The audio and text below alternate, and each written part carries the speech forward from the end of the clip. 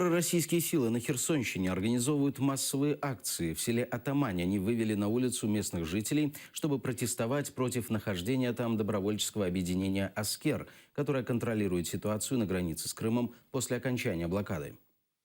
Чуть более 100 человек вышли на митинг в селе Атамань возле административной границы с Крымом. Они выступают против добровольческих формирований и полностью повторяют тезисы пророссийских сепаратистов. Село Сиваши, село Атамань, мол, будуть розформировувати, і тут буде військова база.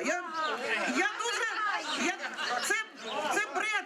Спикером митингующих стал Валерий Каблюк, новоявленный местный бизнесмен. В прошлом Каблюк был доверенным лицом высокопоставленных членов партии регионов и экс-главы Генической райгосадминистрации Ситумира Неметулаева, сбежавшего в Крым.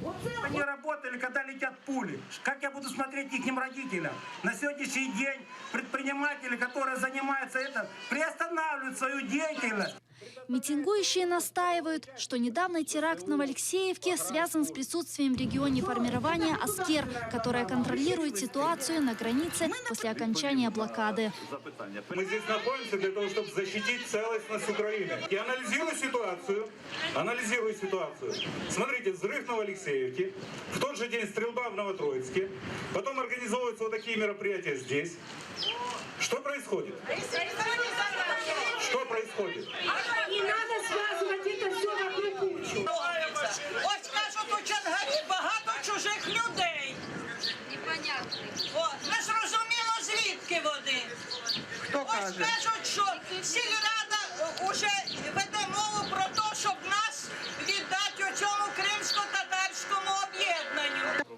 Заместитель председателя Генической райгосадминистрации Алексей Сыщенко предполагает, митинг оплатили сепаратисты. Цель – расшатать ситуацию в приграничном районе.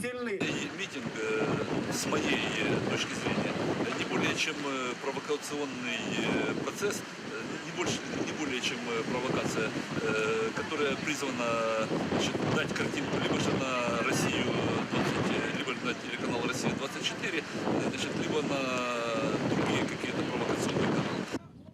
В завершении участники акции написали обращение в Херсонскую областную администрацию с просьбой урегулировать ситуацию на границе с Крымом. Гульсум Халилова, Альмес Али, Эльдар Исматов, Заман, АТР.